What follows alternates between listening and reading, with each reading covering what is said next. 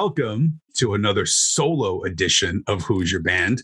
It is usually myself and Jeffrey Paul, but when you are in a relationship or married, or you just have a good friend, sometimes you got to do some horrible things for that person. And Jeff tonight is at a really horrible concert. So I'm doing this solo tonight, and I have somebody on here that I've wanted to get on this show for at least a year. And I'll give you a little background about him. Not only is he a great stand-up comedian, one of the few that I actually like, which is very, very rare to begin with. He's also a lawyer, and he is also going to talk about my favorite band of all time tonight. So let's give it up for the great, not only comedian, but impressionist as well, J-L Cauvin. Thank you very much. Pleasure to be here. How you doing, buddy? Good, good. It's been a minute. It has. It's not only has it been a long time, but it's like time. Not that this isn't sort of a cliche at this point, but like time feels very weird now. Mm-hmm. Like it feels literally like time is flying by and going nowhere simultaneously. Yes, it's like very true. I just lost 2 years of my life, which feels like a horrible thing, and yet I feel like nothing's happened. I bought a house in January, and I bought it, and then I moved in on a Saturday, and then Sunday is when we had that monster 3-foot snowstorm. So like I feel like, and like now I just had to put the heat on. So I understand what you're saying about time. It's like I feel like I just shoveled 3.5 feet of snow, and there's 10 months later I got to put the fucking heat on again. I'm not happy about this shit, but. Yeah. What did you do? Did you do like the whole like not leave your house during quarantine thing? My day job was remote. It went remote. They kind of want us to start coming back to the office, but I basically my girlfriend basically did all, because I had this unexpected turn of success with my impressions that went super viral. Yep. So I would joke with her like, well, while I'm home, since I'm precious cargo now, you go to the supermarket and do all our shopping. This needs to be kept COVID free. That's great. You go out on the front lines. I'm all for equality. Listen, if someone has to die, it has to be you, because I can afford a good funeral doing this Trump impersonation. Right. And then, I mean, think of all that I could attract once single again with this newfound G-level fame. Right. So any right-wing nut in Indiana is at your beck and call. Let me just tell you. So, yeah, basically, I mean, I went out with a mask. I didn't do anything really social, sadly. But, once I got vaccinated, I started going to some movies, went out and met friends. So I just played things cautiously, but I don't think crazy cautious, just smart cautious, I guess. How did you like House of Gucci, by the way? Oh, yeah. It's weird. I actually enjoyed it. It was too long. And I don't usually say it. Like, in other words, I said, I have a tweet in my drafts where I was like, it's like a shorter Irishman that feels longer than the Irishman. Like when you remove 99% of the murders from the Irishman, then it's just a very long movie about just some people talking. I get it. But the thing is, I sound like I'm shitting on the movie, but I actually did kind of like it. I just wish it had been like a half hour shorter. Yeah, it's one of the things I like about you is that you have no problem calling things on its bullshit. And I love that. And that's why it took me 17 years and a lucky algorithm during a catastrophic worldwide pandemic to finally break through. Right. So tell people, like, how did you start doing the famous Trump impersonation? Because I've seen a bunch of comics do it. I don't see anybody doing it as good as you. Oh, personally. Thanks. Well, it was something I've always done impressions. I basically, I started very early in stand-up with impressions. And at the time, you don't realize what a horrible hack you sound like. You hear laughter and you go, I'm great. You look back and it's like, but guys, what if you were going to McDonald's and like Arnold Schwarzenegger and De Niro are right next to you? Like, it hurts to even say that in a mocking way. Right. It feels so gross. But eventually, after about 3 years, I was just like, I still want to do impressions, but I now don't like doing them on stage. Mm-hmm. So, started a YouTube channel and said, I'll do that stuff there. And then I can talk about other things in my own voice on stage. I was a regular guest on Adam Carolla for a few years and started doing different impressions. And then I tried a Trump. This was like 2014 and it wasn't that good, but I thought it was good at the time. Mm-hmm. And it was okay. But I really started like a year before he announced he was running by coincidence. Like I'm just doing voices that I think I can do. It doesn't matter if he's relevant or not. And lo and behold, he became quite relevant. A little bit, for a little bit. Yeah, a little bit, a touch. And then he was on TV so much. Obviously, he dominated the media like really nothing or no one has ever dominated it. So he was on my TV like 6 hours a day. Yeah. And it would just be like, you'd be hearing him so much that, I just picked up different nuances and I started a podcast as him thinking, oh, this will hit. And ESPN Radio played videos of mine for like a year on the Dan Le Batard show. So I was like, oh, it's going to happen. It's going to happen. And nothing really popped from it other than like, oh, that's a nice little credit, but there was no money coming in. There was nothing big happening. So the impression was very good. And then I was just messing around early in the pandemic, bored. Like people always say, oh, did you think it would go viral? I was like, well, since I've had one video go viral in 16 years, you don't go, I think this is the one. Yeah, you never know when it's going to hit. Right. But I never thought, I was just like, oh, this is funny, and posted a video, and it's so weird to say this, but it like changed my life. But it's so bizarre because you're like, that? Yeah. I know. It's kind of like when you're on stage and like you have a joke that works. No matter where you do it, it works.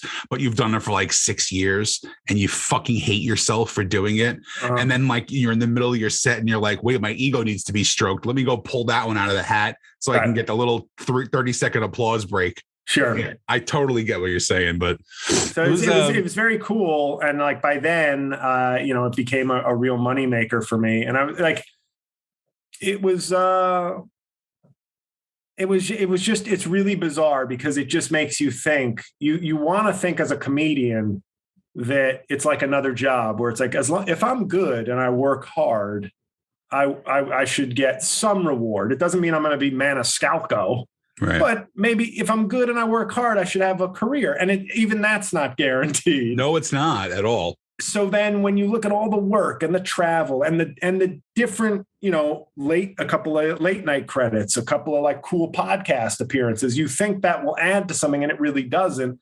And then one video when you're bored does 16 years of work in a week. So true, man. And it's like, it's like a tease because I want to tell most comedians, like young comedians, any advice? I was like, honestly, quit. And I don't mean that in like you personally, but it's like, it's probably not going to work out. Like my advice to you would be like, I was very good, worked hard, and it all came down to a global pandemic and Twitter's algorithm showing me kindness. And then, yeah, look at that. Now I have a career again. See, I have the opposite kind of story is like, I'm doing it 13 years, so I'm not that far off from you. And, we do the weekend warrior thing while doing the day job. And it's hard, because then you work 5 days a week and then you're traveling on the fifth night and then you're staying in a hotel and blah, blah, blah. So I was like, I booked my first cruise in January of 2020. And I was like, all right, this is great. I said, this is going to be like the start of the push that I need. Right. So I started booking every weekend. And then I got laid off from my job of 20 years on Valentine's Day. And I'm leaving on the cruise in 2 weeks. I'm like, you know what? This is it. This is all I needed. This is my push. I'm ready to go. So now it's like the new thing I say on stage now. I tell them this whole big story. I go, I got off the cruise and I found out somebody in China ate a fucking bat. And this is why I'm at the fucking Raccoon Lodge in the middle of Connecticut on a Saturday night. Right. But yeah, I love watching your success. And that's one of the things that I despise about comedians is because 99% of them get jealous and they don't talk to you. And then they badmouth you behind your back and they start posting weird shit on social media. If one of us wins, man, everybody wins. Yeah, it's still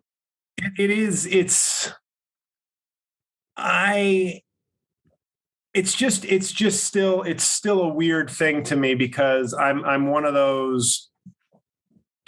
I don't want to say I am bitter, but that's not the word I'm looking bitter, for. You're very bitter. But it still feels so weird to just be like, I got all these different opportunities for like the luck, like not, this isn't just like a good luck stroke. Like, hey, I was performing with Bill Burr one night and he saw my set. Like a good piece of luck was I like performed on a show with Roy Wood Jr. like after the pandemic. He liked my set. He had me open for him in Long Island. That's it. That's like a cool good luck that you're like, hey, lucky me. But it doesn't define your existence and career as a comedian. You're just like, hey, that's what's fun about comedy. Sometimes a lucky break and a gig comes your way and you meet some people all within like the normal feeling of luck. Yeah. This was like, really? I need like the things that had to happen on a global scale are so still just bizarre to me. It really is strange, man. It really is. Like I'll still catch people wearing masks like inside of my shows. Do you see people doing that?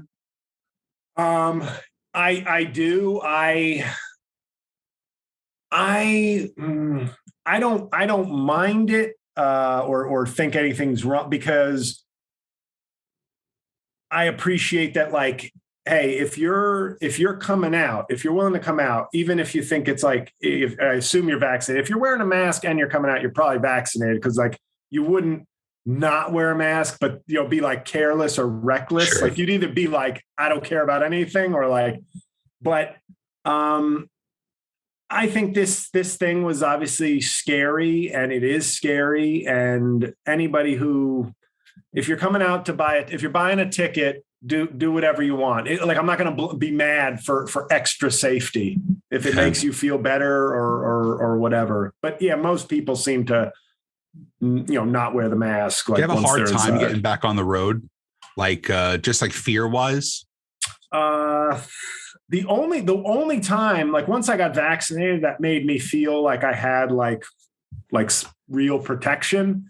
The weirdest show for me was the first show I did, like a bar show in New York City, because it was like I had gone nowhere and now I was in like the most dangerous sort of spot in terms of if nobody's vaccinated and nothing's going on, like a crowded like bar is like not where you actually want to be. So I was like, well, I know most of us are vaccinated and I'm vaccinated, but it still took like a little bit of time just to be like, I'm back in public, like in places that were dangerous, to me before. So I had an instance. It was actually before I had gotten vaccinated. So I got vaccinated, I guess, in March. So this was November and I was on the road. I took a weekend in Harrisburg at the Comedy Zone. Sure. So you've been there, right? No, but I'm going to be there in January. Okay. So just so you know, the way the hotel is, it's the rooms have two entrances. The main one that's in the lobby, that goes to the lobby, and then the back door that goes to this courtyard. It's a circular courtyard. Now, it's not the greatest hotel in the world. Let's just put it that way. Okay. I think a lot of Section 8 live there. Sure. Okay. So I was out, I was having a smoke and I saw a young guy about 21, 22 come up to me. He was like, yo, can I get a hit? And I'm like, I don't do that, whatever. And I turned my head again. And then he was literally an inch from my face. And he was like, you know where I can score? And I just felt his spit droplets just falling on my face. And I was like, I am not working anymore. until this thing fucking goes away. And I got nervous. Like I actually went and got tested. Like I was really nervous about that. But I kind of feel the same way. It's like I won't do like the whole, hug picture thing right now. I'll kind of like do the fist bump, and I'll kind of like, if I know them, obviously I'm going to hug them. But like if it's a stranger and stuff like that, I kind of like do the elbow or the hand, like a real I have fucking been douche. doing the hug and picture, but one of my reasons for this is because obviously a lot of the people coming out to see me are left of center because they know me as this like Trump GOP impersonator mocking guy.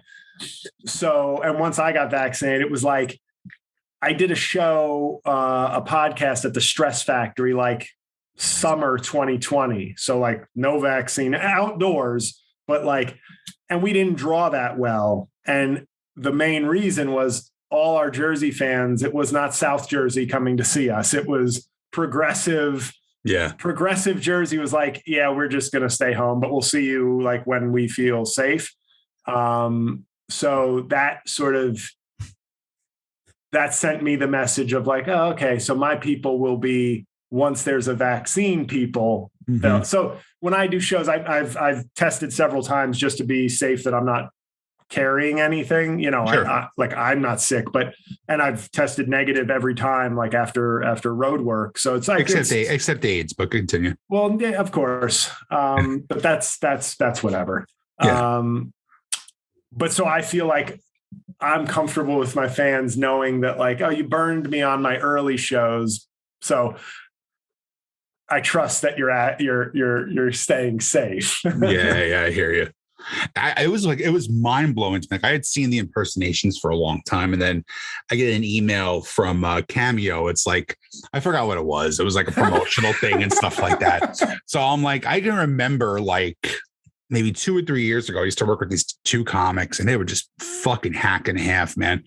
And they were doing it, and I'm like, what the fuck kind of person, what kind of comedian is going to do fucking Cameo, right?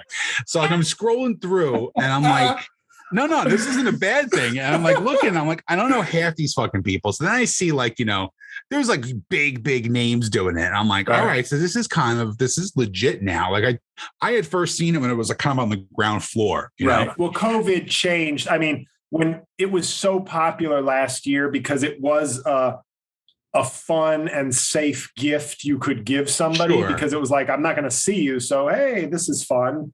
So they had a humongous year last year. Oh, yeah. I'm scrolling and I'm like, I'm seeing these comics that are like, $30, $20. And I'm like, I know that fucking guy. And I clicked on it. I'm like, if this son of a bitch is doing 5 calls a day and he's making this, I'm going to find where this fucker lives. I'm going to beat the shit out of him because.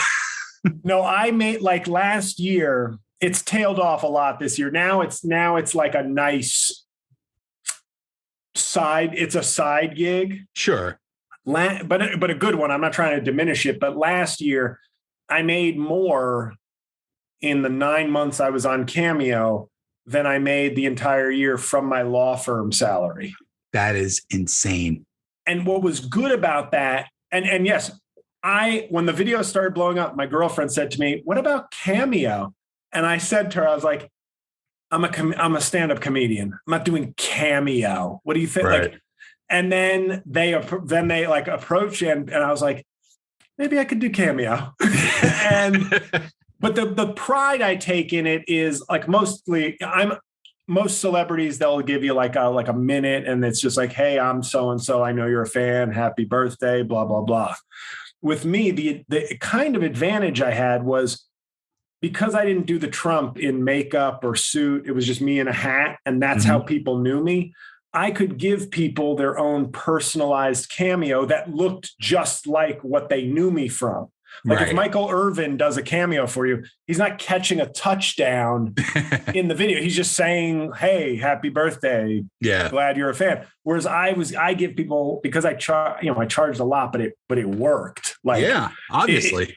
So I felt a kind of guilt to be like, I would do like 6-minute stories with all the information they'd given me. So at least people would be like, that was like the funniest shit we've ever gotten. So they don't think, oh, what a ripoff, or who's this guy? They just think that really was awesome. So yeah. It's a great thing, man, because I've seen like the I don't know if you want to call them trial videos or like the trailers that they send out. You're right. Some of them are just like, hey, I'm Michael Winslow from Police Academy, and just do that and he's done. But like, it's true. You give them a good product. And I saw it, I was blown away. And then I was like, you know what? I'm glad somebody decent is actually making money off of this, because everybody they knew who was doing it was a real piece of garbage. They really were. And I hated the fact that I knew they were making money, which pissed me off to begin with. But I want to go into some music shit. Oh yeah. All right. And you are like a music guy. I'm glad I picked Guns N' Roses, because you probably speak on 100 bands with the authority that I can only speak with on like Guns N' Roses. Yeah, and like but if you look behind group. me, there's a Guns N' Roses flag there. Yes, so sir. I know what I'm talking about with this band. Oh, yeah. So how old are you, first of all? 42. Okay, so you're close to my age. So when Appetite comes out, I am 11, 12. So you're like 8, 9. So when did you discover this band? At what age? My brother came home, my older brother, who likes Guns N' Roses, but like he's not like me. Like he liked, hey, Welcome to the Jungle, Sweet Child of Mine.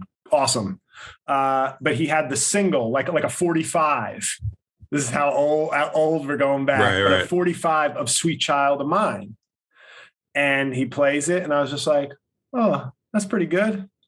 And MTV is it still makes me sad that MTV is like no longer, like in terms of playing, because I really did just kind of like watching music videos.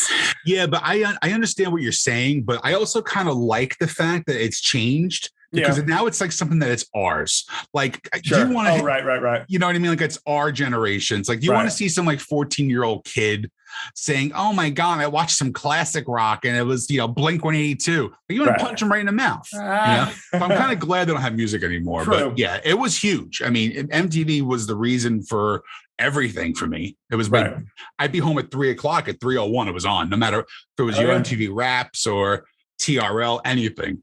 Absolutely. But it was, so just seeing, I guess, once I heard Sweet Child of Mine, I don't even remember I know Paradise City was like a later single off of Appetite for Destruction. So I don't know. I can't remember which I heard first, Sweet Child or Welcome to the Jungle. But they were just, I can't even describe it, because it feels weird being like 8 or 9 years old and be like, I love this. But it rocked. There's no other way of saying it. They rocked. Like, it was different. Like, I loved everything.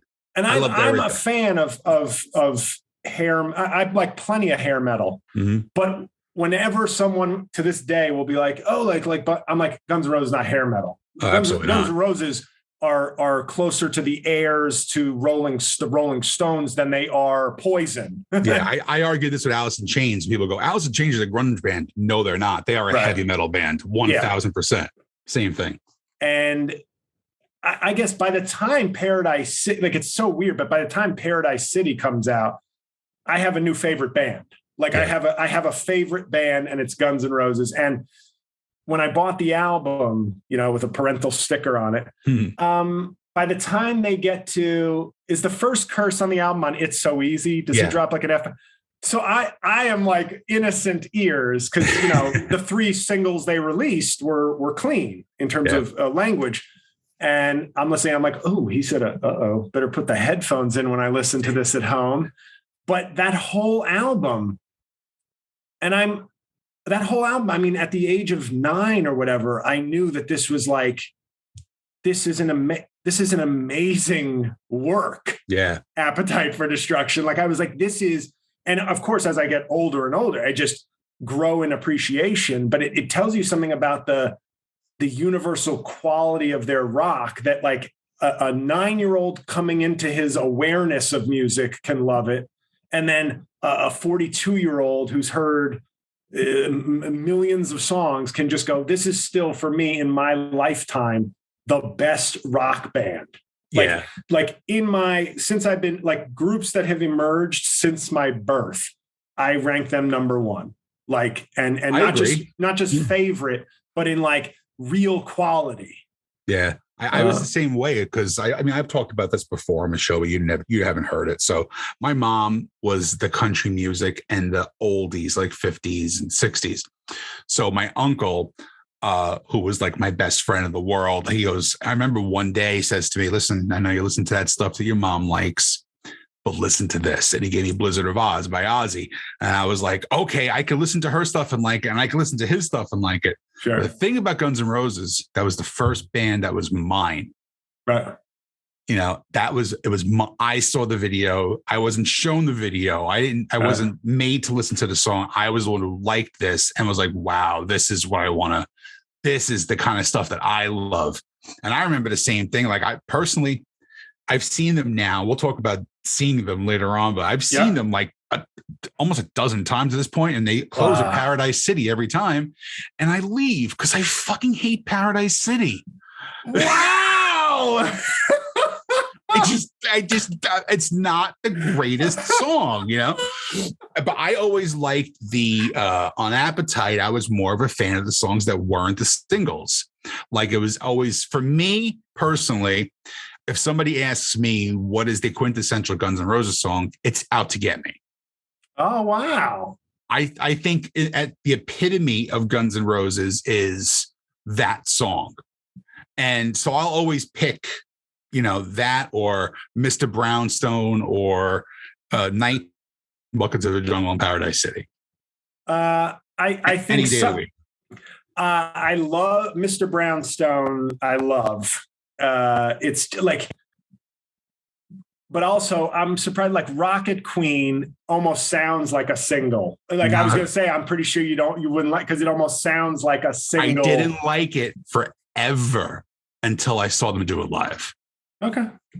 And now I can tolerate it. I have to listen to a live version. I can't listen to the studio track still, but so yeah, for me, it's still the greatest debut album of all time.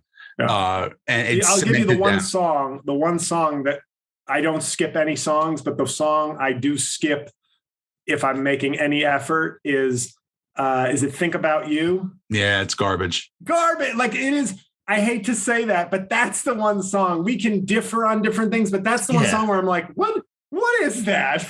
Yeah, I'm not one of those people who thinks like again, huge GNR fan. Like I'm watching this Beatles series on Get Back.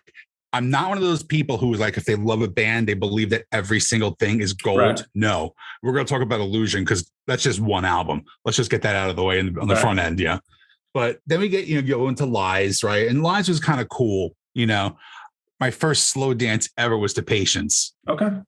You know, because I'm a little bit older than you. My first slow dance was Patience, but I prefer personally that version of You're Crazy to the Appetite version. Not only that version is like a top 5 Guns N' Roses song for me. The acoustic You're Crazy is so good. Yep. It's so good. It like, oh my God, like you're like, confession, Lies is one of those albums where I was like, I had that, like, I have Patience on my iTunes, but I never like this will sound very bad as a Guns N' Roses fan. I had the spaghetti incident before I owned Lies. Really? Okay. But I think I was like such a musically ignorant person that I was like, oh, it's just like acoustic stuff. Well, whatever. I guess I like Guns N' Roses when they rock. Right. You know, so I was like, oh, is it all like Patience? So I never really bothered. It wasn't until I was an adult that I got Lies. And You're Crazy, the acoustic is one of my 5 favorite Guns N' Roses songs. Right up there for me too. I loved it so much. I used to do a web series with my wife, and the intro was the intro to You're Crazy, but I cut it off at 10 seconds so that way it wouldn't catch it on the Facebook algorithms.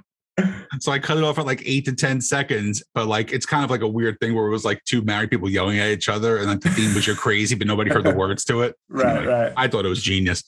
But then that comes out, and then there's a lull, and there's this lull, and then I'm 13, and I'm listening to a station called Z Rock, 1480 AM, which is around where we live now. And they go, we have a debut song. It's going to be on this compilation album.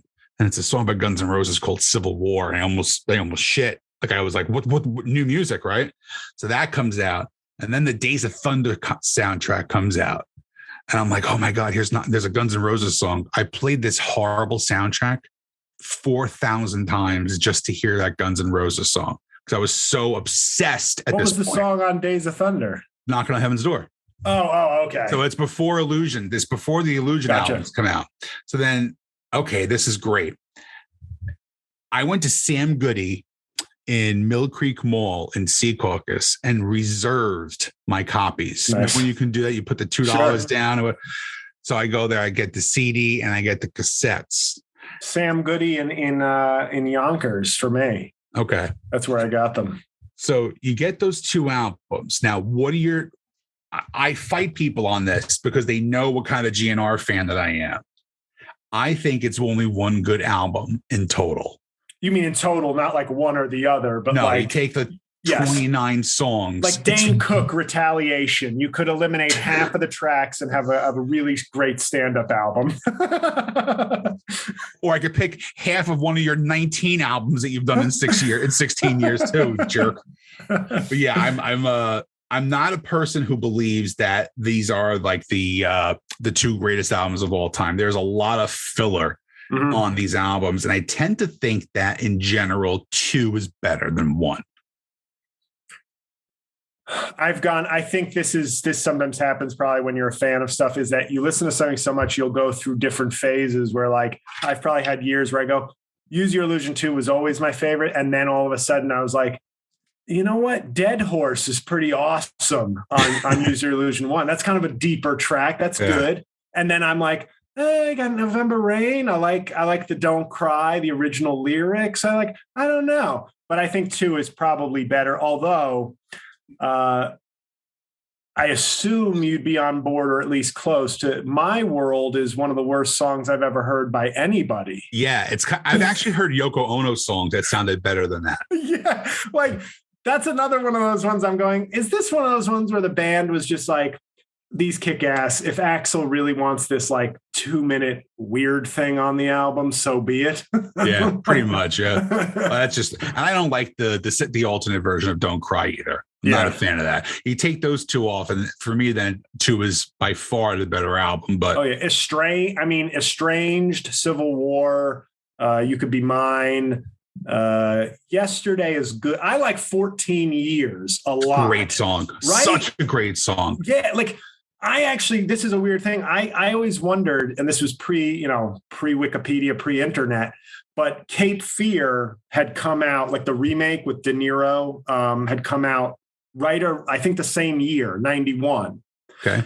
And I'm listening to the lyrics of 14 Years, and Max Cady had been in jail for 14 years. Oh, really? And I was like, was this supposed to be on, I never learned the answer, but I was like, was this supposed to be on the Cape Fear soundtrack? Because it would make sense. Like, they come out the same year, and it's this random song about, like, I've been locked away for 14. Now, it could be about a relationship. It could be, but it could easily apply to like a soundtrack for a criminal who's been locked away for 14 years.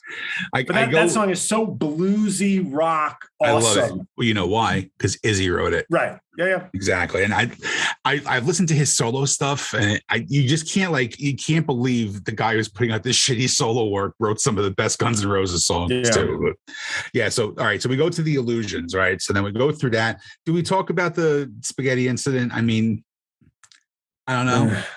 It's a cover record. I mean, some of the ones I liked better. I mean, I loved their cover of Black Leather. I think that's the best song on the album, but it's not the greatest album. When you put out the ballad as a single, I mean, the band was broken up at that point. We don't talk about it then, but I just like, it's still got nice slash guitars and Axl vocals. So that's gonna like get you to a B right away, just with that, but not much more. But Spaghetti Incident, that I was just at the point where I was like, oh, it's Guns N' Roses did something. I'm buying it. Pretty much, yeah. But it wasn't that good. When I have a huge vinyl collection at the time, like that was the most I ever spent on a vinyl. It was like $40. I bought it used in a store in Jersey City. I never saw it before.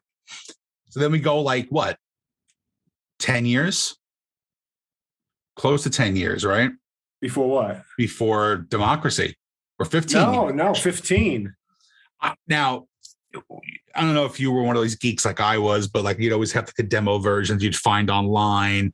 You'd see like the Rock and Rios from 2001 where you'd see some of the songs they play and stuff like that. I had versions of Chinese Democracy before the original version came out. Oh, wow. I like the record. Mm-hmm.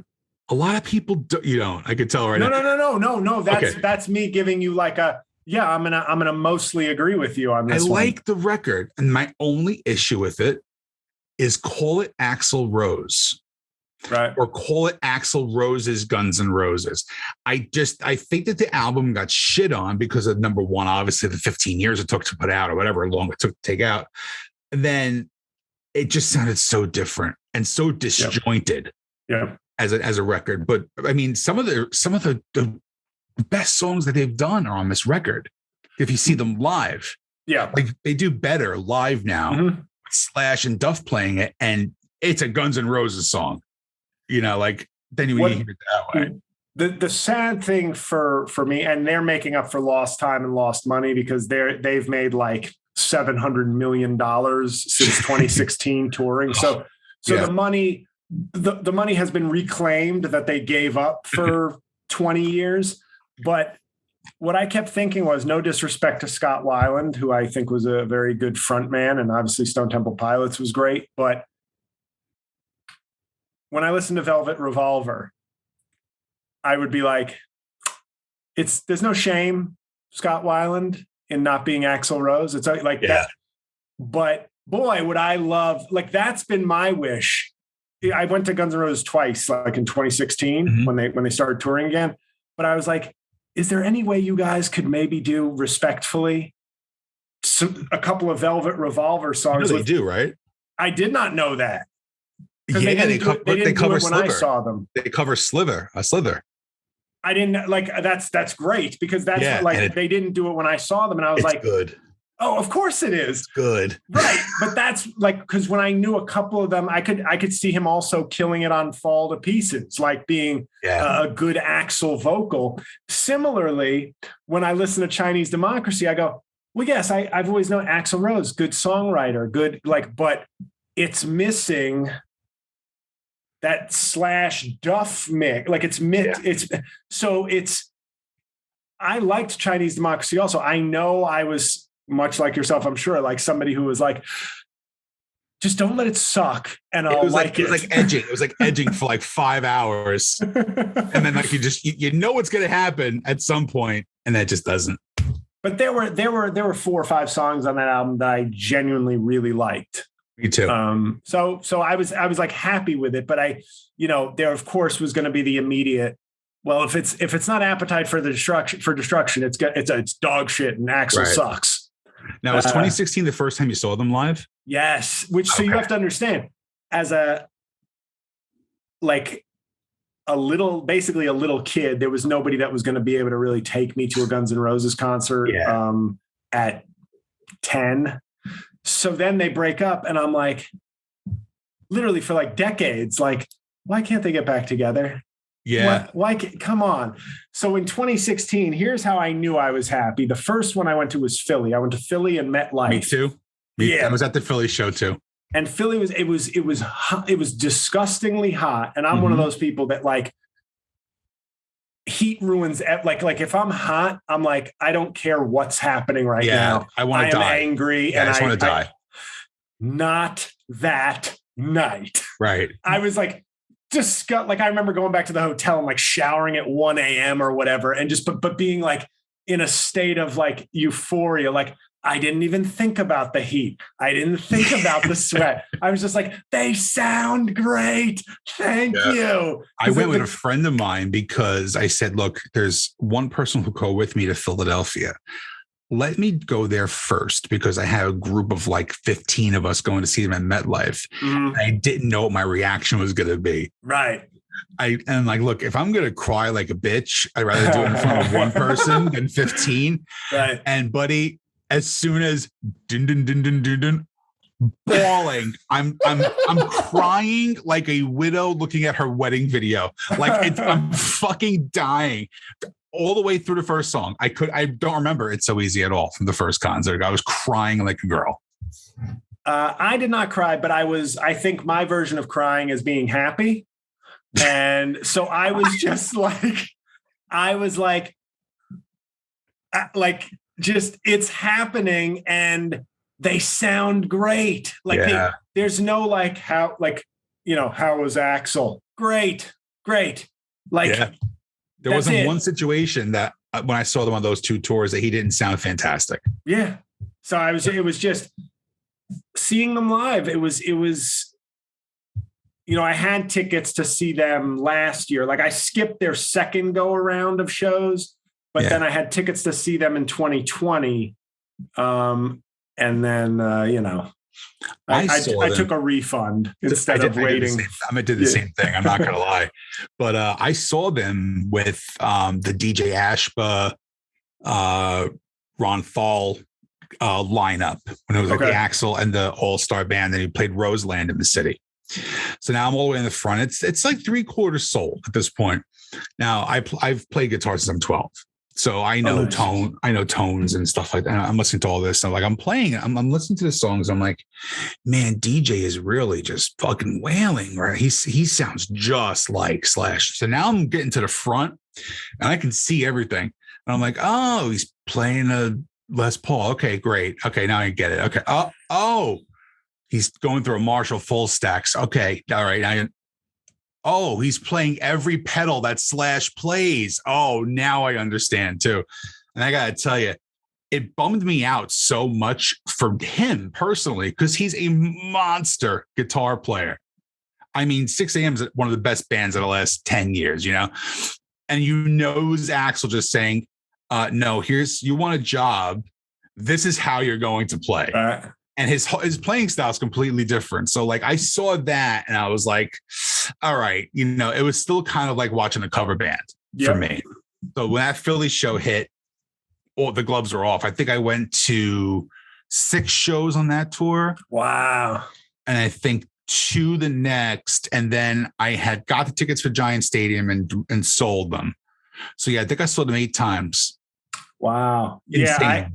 I will see them again for sure, assuming they keep touring. But 2 was the max I could do. But I was like, it was beautiful. It was like going to church.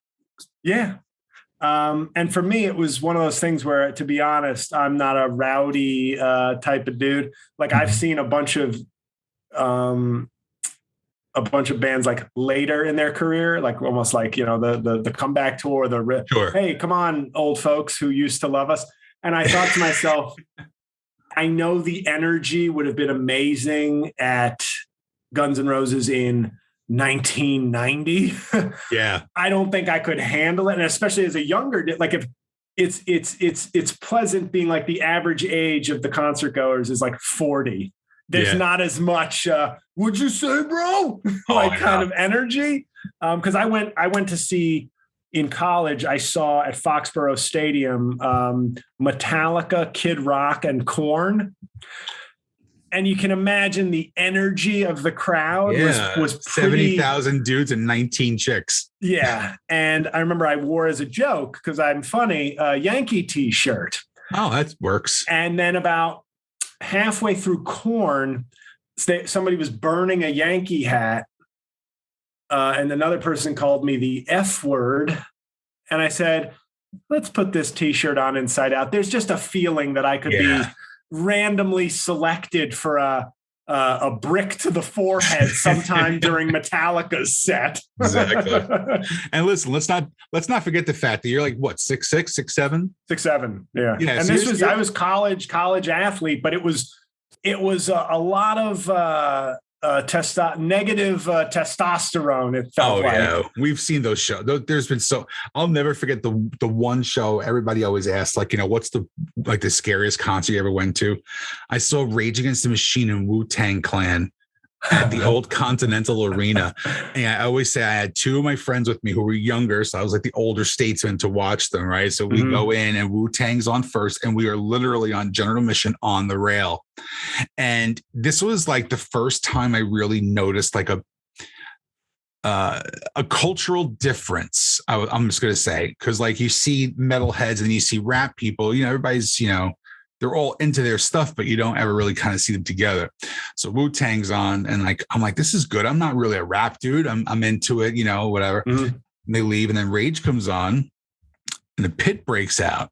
So I'm thinking, this is going to be bad. I could feel the pit behind me. Like, because there'll be people who are like, I'm not here for a bro mosh pit. Yeah. So I remember having these two young dudes with me, and I forgot what song they opened with, but like I turned around and you could see like a light bulb go off with the rap crowd. Like, this shit looks cool.